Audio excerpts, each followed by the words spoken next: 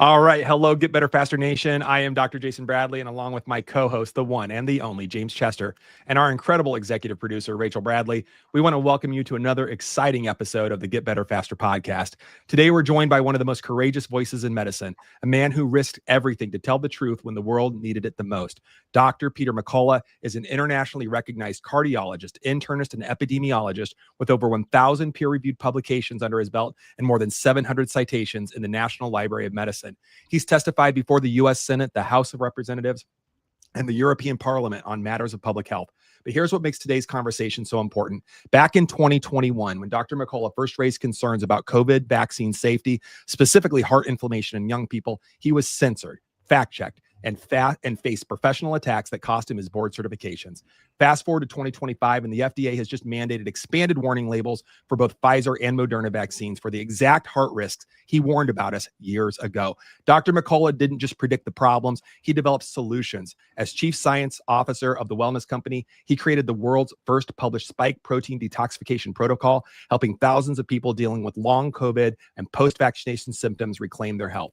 Today, he's going to share his groundbreaking base spike detoxification protocol and show us how to take back control of our health in a world that desperately needs real solutions. Dr. McCullough, it's an honor and welcome to the show. Wow, Dr. Bradley, I can't wait to get better faster. So many people need our help. Absolutely. Thank you. Yeah, to me, it's the second time I've had a chance to have you on a show, Dr. McCullough, and I think that we're always figuring out new ways to introduce great information to audiences that need it. But as Dr. Bradley introed you, you were one of the first prominent people to go out there and say, hey, this COVID thing has some safety concerns.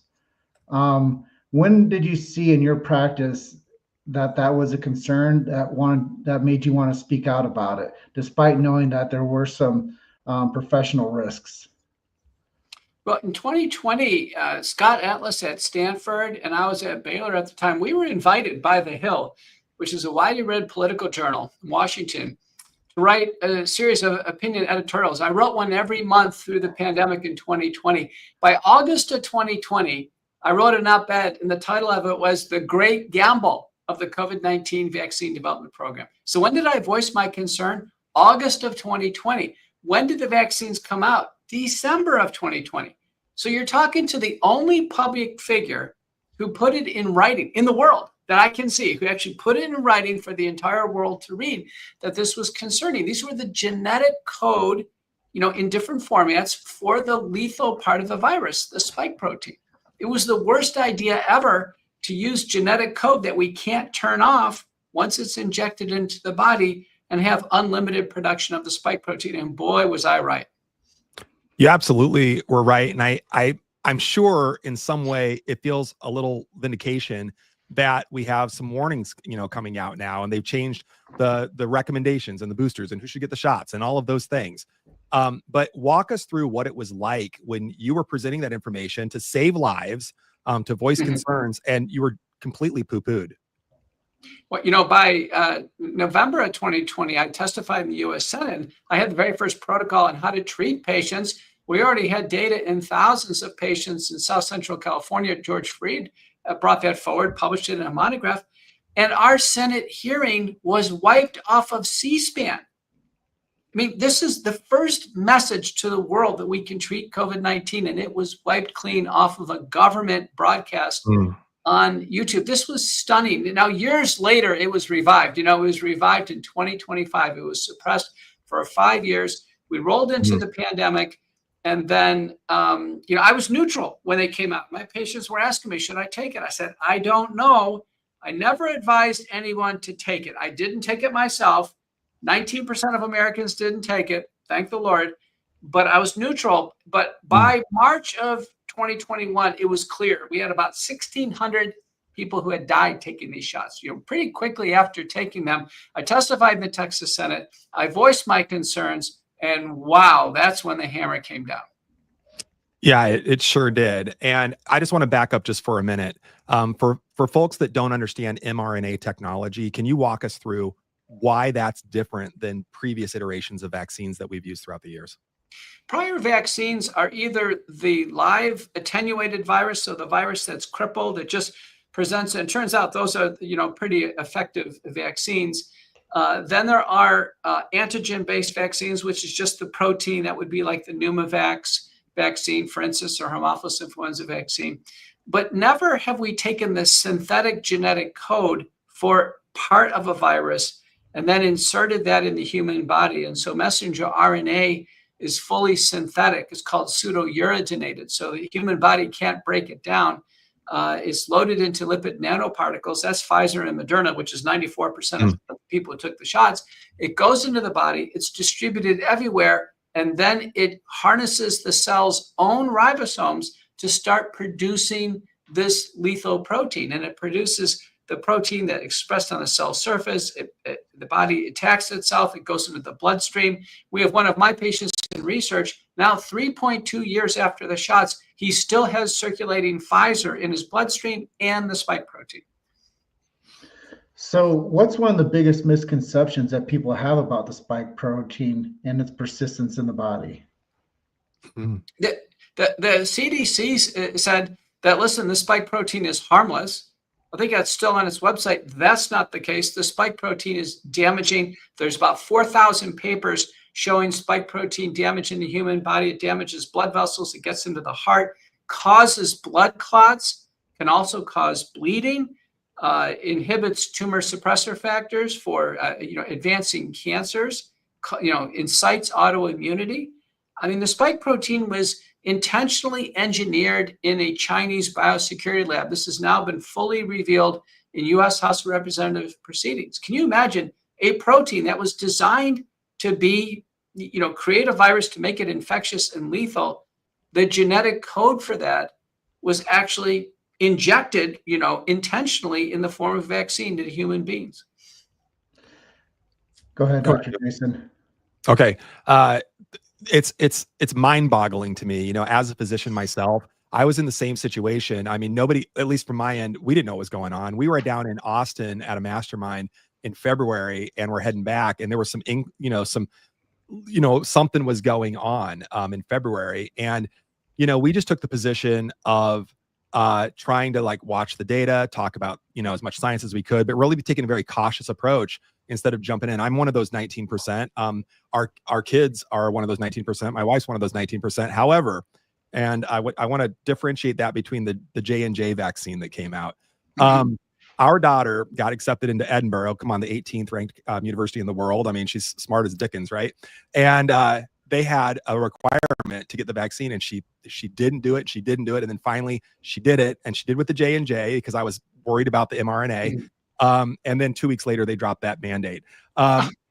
Tell me about the J&J vaccine for my own sanity compared to the J&J vaccine was taken by about 5% of Americans who took a shot, and that's an adenoviral vector. So this is, in a sense, a virus that it's given the genetic code for the spike protein. The virus comes in the body, invades some cells, replicates, and actually those cells produce the spike protein, but it's limited.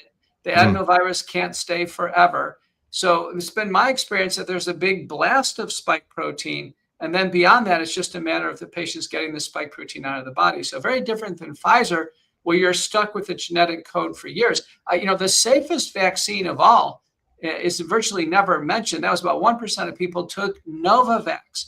Novavax was just 5 micrograms of the spike protein. I've always said if I had a gun held to my head, and many of us were afraid that was going to happen, I would have taken Novavax. Yeah, it's super interesting too. And I know that even with her, she's very healthy kid, and she had a massive response that I was super worried about following that vaccine. It was her first one ever. She'd never been vaccinated. So that's the very first vaccine. Yeah. So it was, and she had a massive response to it. So when I'm, I think hopefully, I don't know, this is, okay, let me start that whole sentence over. I assume that most people see the same things that I do in the news feeds, which is young athletes and young people that are completely healthy dropping dead. I mean, they're literally dropping dead of heart issues, heart events, cardiac events. Are you seeing this now? Here we are in 2025, and I know we have long haul that I want to jump into and detoxifying, but have you, in your practice or in your experience in your research, seen these spike protein responses with the cardiomyopathies and other cardiac events affecting younger people as in a larger percentage, or is it just kind of everybody? Well, there are 3 prospective studies where they measure everything at baseline, give the shots, and measure everything afterwards. We're talking blood tests, EKGs, ultrasounds, Mansugian, Bergen, and then there's a Pfizer paper. Believe it or not, Pfizer did a study. And the answer is it's somewhere around 2% of people who take the shots sustain, visible heart damage clinically. And then, so that's that first big blast. And that should be over with now because no one's taking the shots. The question is the next cardiac arrest now, 4 years later, is that related? And then a paper was published in JCC by Koizumi and colleagues from Japan. People took 3 and 4 doses of messenger RNA, and they found vaccine microscars in the heart of people who have cardiac arrest. So I'm greatly worried, in the absence of anything else, that the next cardiac arrest in a vaccinated person could be related. Now, I'm encouraging the family, if they get a biopsy or sadly, if they get an autopsy, to get the heart stained for spike protein, and they can do what's called reverse qPCR and actually detect Pfizer or Moderna in the heart. I just got called by a doctor in Virginia in the last half an hour, and there's a young man who took 3 shots. Then he had COVID after that this year, and now he's in the hospital in heart failure with a very, very weakened heart. He's needing every drug under the sun. And I just had a patient from Canada like that yesterday who's now recovered. And the point is, yes, the vaccines plus COVID infection, I think usually the vaccines first, then COVID infection or another infection, can incite a fulminant myocarditis that results in sudden death or heart failure.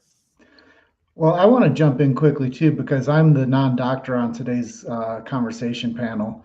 And I'm just curious about, you said this 19% of people did not choose to get inoculated for this COVID with the vaccines.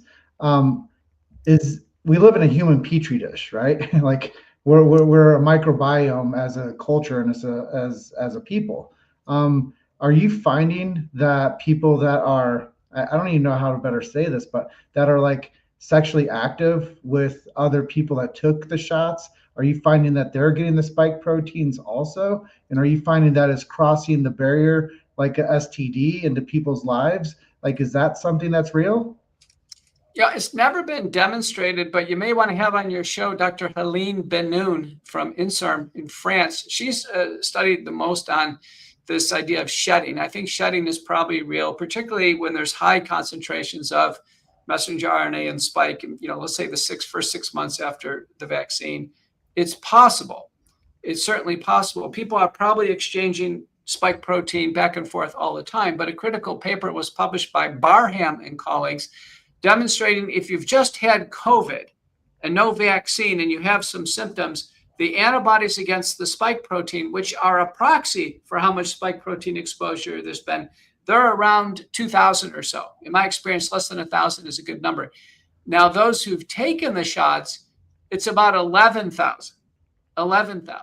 And, and so we can, if I have somebody who hasn't taken the vaccine, but their spike antibodies are way up there, maybe they have gotten a lot of exposure through shedding. I get a lot of young people contact me on Instagram.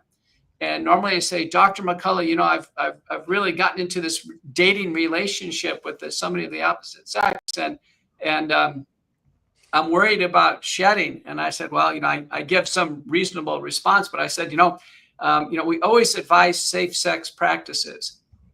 And then there's usually a pause or just kind of a little disappointment there with that comment. But people should be cautious. Well, I just say that because it's a big problem for a lot of people wanting to be intimate with people that have had the shots and people that didn't take the shots. And I just think it's a huge conversation that a lot of people aren't having. So knowing that you were going to be on our show today, I felt like we had to bridge that topic. But I know Dr. Bradley wants to talk to you about the detox and the testing and how your base spike protein detox is actually helping people recover from these types of problems, so they don't have long-term symptomatology and dysfunction. That's my question. That's it. Well, listen, we wanted to find a solution. I've tried every drug under the sun. I'm a drug prescribing regular doctor, and I was not making any headway on these spike protein problems. We could kind of cover up the symptoms, or treat with a blood thinner for the blood clot, or treat for autoimmunity, but we weren't handling the problem. And then we followed the work of Dr. Tanakawa in Japan and work of others, and became convinced that nattokinase, which is a fermented product of soy or chickpeas, that has proteolytic, fibrinolytic properties that actually degrades the spike protein in cell lysate and intact cell models. That was very solid. Bromelain, which is a family of enzymes derived from pineapple, that also degrades the spike protein, and these get absorbed and into the bloodstream. Lumbrokinase may do it, but there's questions about whether or not it really survives the GI tract and gets into the bloodstream. Sereptase may do that as well, but for sure we had data with nattokinase and bromelain. And then curcumin is just an available supplement derived from turmeric that randomized trials showed it blocked the spike protein. We went on to human randomized trials there. So that's the formulation. When I first published this in 2023, the proposal to do this, and then we started doing it in my practice, immediately on Instagram, immediately, there was a community message that got put up there. It says, "This doesn't work." And the question is, how did they know immediately that this proposal was not going to work? So here's my point. Actually, when I saw that, I was happy. I said, you know what? The people who are running the censorship engines out there, they know when we hit an important discovery, because hydroxychloroquine, which was modestly effective, it was intensely censored.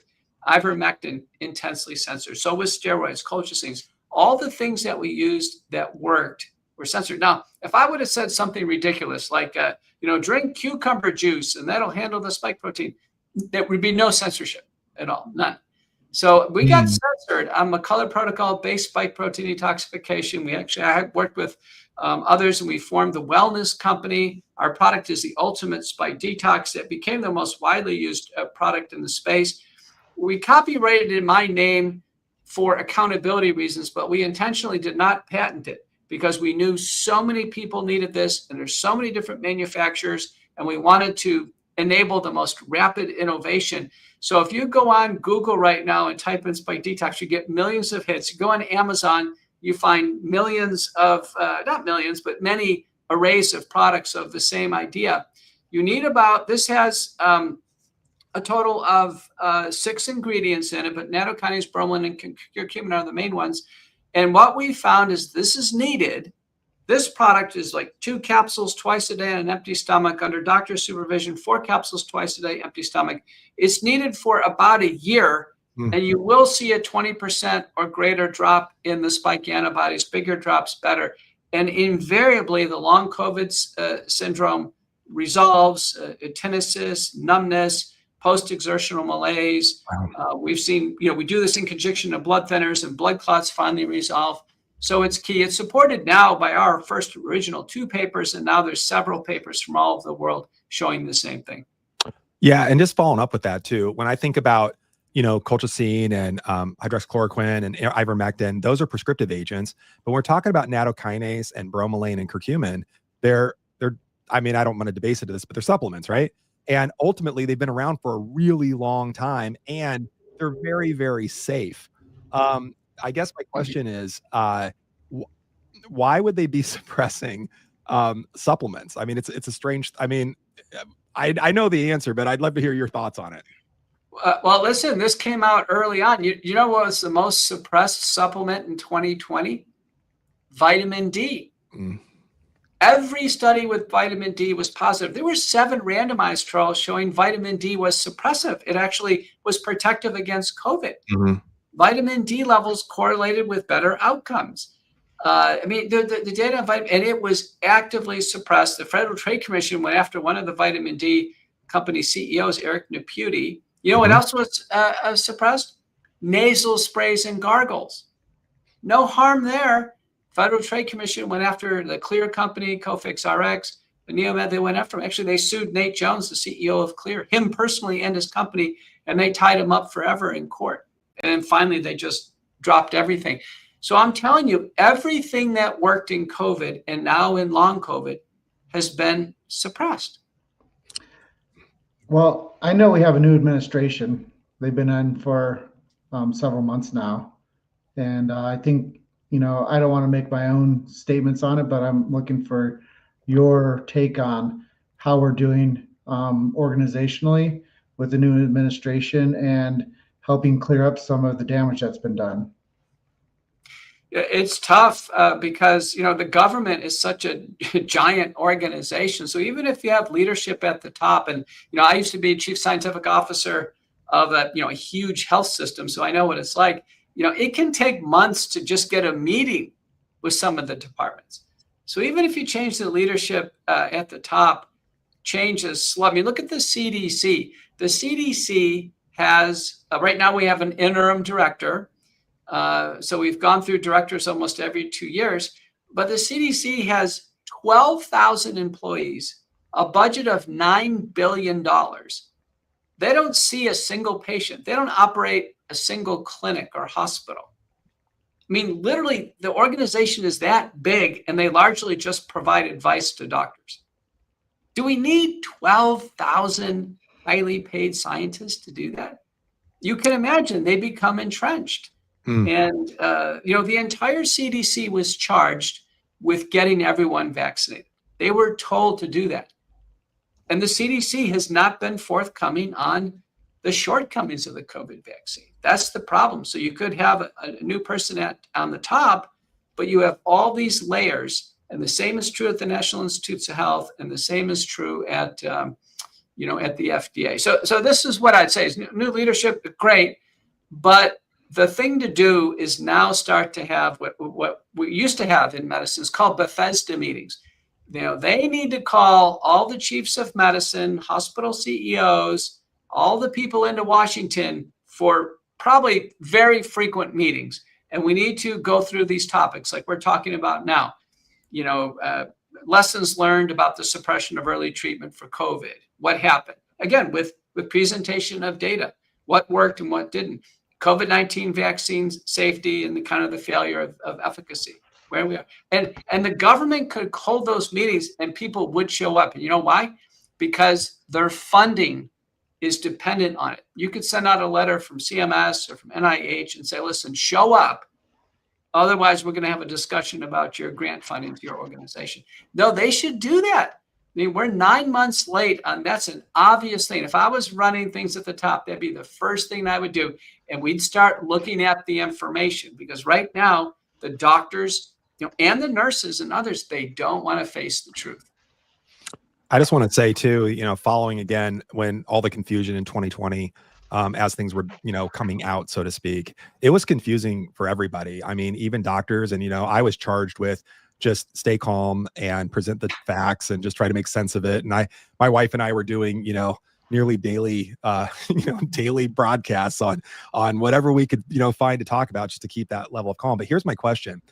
I thought, because I'm left brain science guy, it made sense when you're talking, when your studies were coming out, when your thoughts were coming out, it made sense. Despite, the spike proteins made sense. The mRNA questions made sense. And to me, as a physician, I thought other physicians would also think logically and with their left brain. But it seems like that's not what happened at all. In fact, I was shocked that some of my colleagues that prior to the COVID, pandemic or whatever we want to call it, prior to that, these were people that questioned the authority, they were always questioning. And for some reason, when COVID came out, they stopped questioning. I'm wondering, and I'm in the alternative medicine sphere. I have been for, the last 2.5 decades. You were in the trenches. What happened? Like, why did doctors stop questioning and pushing? I mean, when did the science become settled? What happened? Well, a few of us questioned and a few of us pushed, but this was the first big stress test of our life. Remember, everything else is chronic disease. And somebody can be brave and challenge a narrative in a meeting, and it's chronic disease. It just kind of pokes along. I was working in the chronic disease. This was like a war, and suddenly somebody had to step up and do something. And we've never gone through this drill in medicine. We've never had any fire drill. Now, it turns out the government was doing pandemic preparedness planning for years on this. They said, well, if there's a pandemic and this is what we're going to do and this is how we're going to message this, all this has come out. And there's some wonderful books, COVID-19 and the Global Predators by Peter Breggin, and then my first book, Courage to Face COVID-19, and Robert F. Kennedy's book on Anthony Fauci, and actually Rand Paul's book, Deception. I recently met with Rand Paul about his book. So listen, the government was going through plane exercises, but I was at several big medical centers. We never had an exercise of, okay, there's going to be a virus. It's going to come from China. This is how we're going to do it. And no, this was the first big stress test. And boy, did people fail that stress test. Yeah, they did. And I think actually a lot of it was driven by fear. I'll never forget in the American Journal of Cardiology, which was edited, in my office at Baylor, there was a paper that came in memoriam, and it was listing all the Italian doctors in Milan who had died during the pandemic, listed them by name. We knew some of them.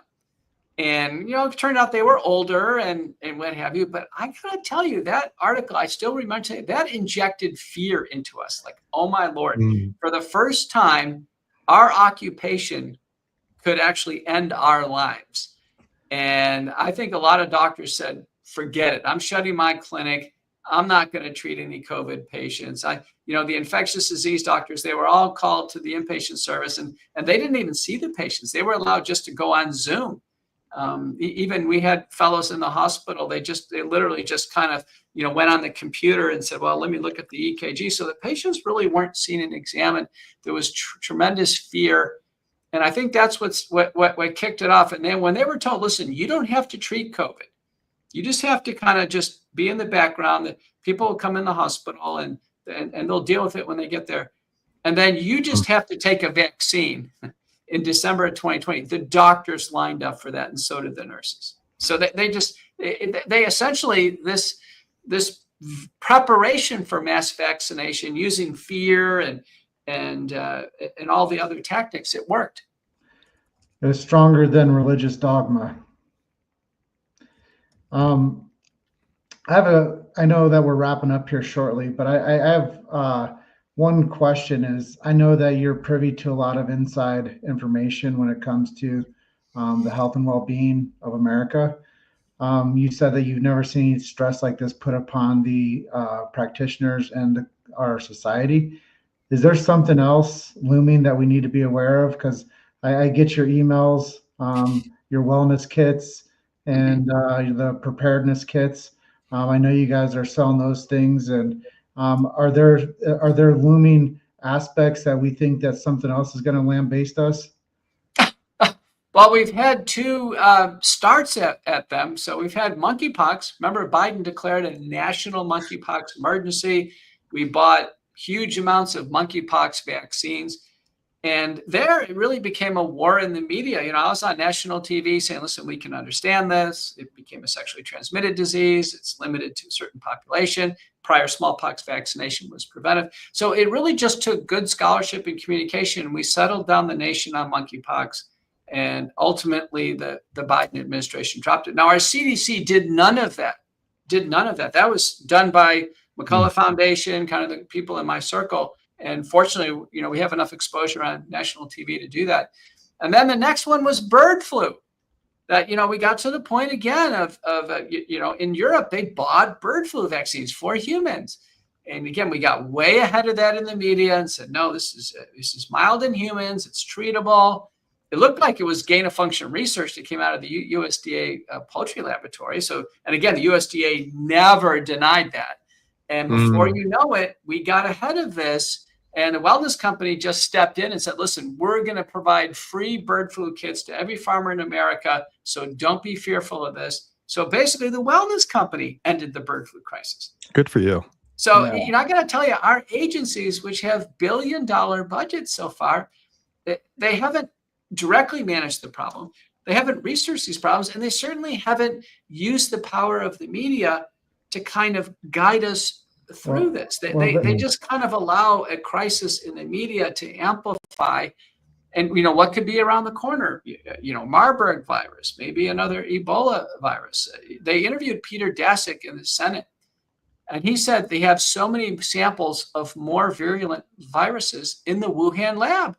So believe it or not, it could be another break in the Wuhan lab. We've got about 14 level 4 biosecurity labs in the United States. One of them is in Galveston, Texas. There are hundreds of leaks. These things are not secure at all. And so, I think the next thing could be a domestic lab leak of, maybe some other virus that is a problem. So we need to counsel our lawmakers. I don't think these biosecurity labs are safe. I think we should shut them down. Trump's trying to reduce the funding to them, but the other foundations can fund these. Universities, this is very lucrative research. It doesn't have adequate oversight, and the leaks are just too common. And sooner or later, someone's going to get hurt. Maybe the next epicenter is Galveston, Texas. Yeah, and I absolutely, I agree with all of that. Thank you for sharing that. And also, just to repeat this gain of function, in my head, that means weaponization.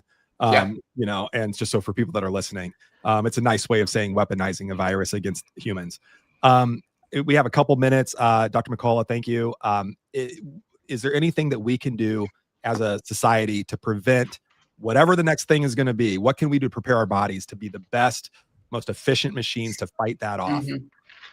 Well, everybody needs to get fit and in shape, like Jason Bradley. You can see him and his wife and his family are models. Those in the naturopathic field in general, just they practice what they preach. I try to do it myself.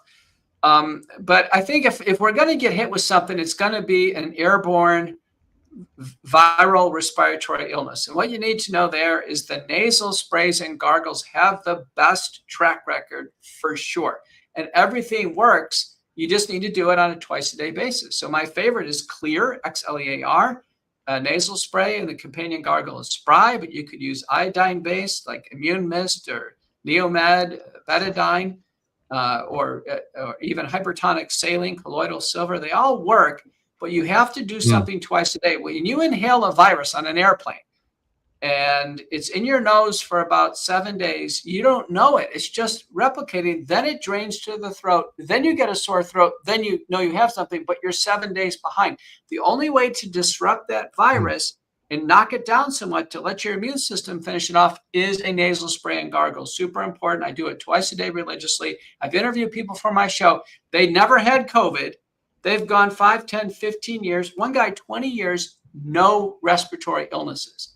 I really think that is the ticket. If we did that, and lots of us do it, it could be a game changer. I just want to say that I think a number of years ago, a very wise man said an ounce of prevention is worth a pound of cure. And I think that you're another wise man saying the same thing. I know we're out of time. Dr. McCullough, I just wanted to say thank you so much for your time today. We keep up the good work, and everybody should be subscribing to his Substack, the Foundation Substack, and get on his email list. It's invaluable information that could literally save your life and save the life of your family. And I'm going to close out quickly. I have a postscript that I read here just to say thank you to everybody. Dr. McCullough, this has been absolutely eye-opening and potentially life-changing for our listeners. Appreciate you making time today with Dr. Jason Bradley and myself. For our Get Better Faster Nation listening right now, if someone you love is struggling with lingering symptoms after COVID, dealing with unexplained fatigue, brain fog, chest pain, or heart issues after vaccination, or you're concerned about spike protein in your body, Dr. McCullough's base spike protein detoxification protocol could be the answer that you've been searching for. We're talking about the only spike detox protocol published in the U.S. medical literature, developed by one of the most published cardiologists in America. The ultimate spike detox from the Wellness Company contains pharmaceutical grade nattokinase, bromelain, and curcumin, the 3 exact component formula that Dr. McCullough talked about today and uses in his own clinical practice. Here's what makes this special. This isn't just a fly-by-night supplement company. This is a physician-developed, science-backed protocol that's already helped thousands of people worldwide reduce spike protein antibodies and reclaim their health. Remember, nobody's coming to save you, but solutions like this can prove you can save yourself. Dr. McCullough, thank you for your courage, your integrity, and never backing down from the truth. The world needs more physicians like you. And to all of our Get Better Faster Nation, thank you for listening and your continued support. You know the best way to show your support is share this episode with somebody who needs to hear this message, someone dealing with long COVID, someone who's been dismissed by their doctors, someone who's been searching for answers. And don't forget to subscribe so you never miss another episode and get the behind the scenes insights we've got coming your way. We've got more incredible guests lined up who are going to blow your mind with real solutions for reclaiming your health, your happiness, and your life. Until next time, keep questioning everything and keep getting better faster. Dr. Bradley, thanks for being my co-host today. And I know that Dr. McCullough has exited the interview room, but thank you, Dr. McCullough, for being our esteemed guest today. And we will see you guys in the next episode. Yeah, thanks, James. See everybody next time. Bye for now.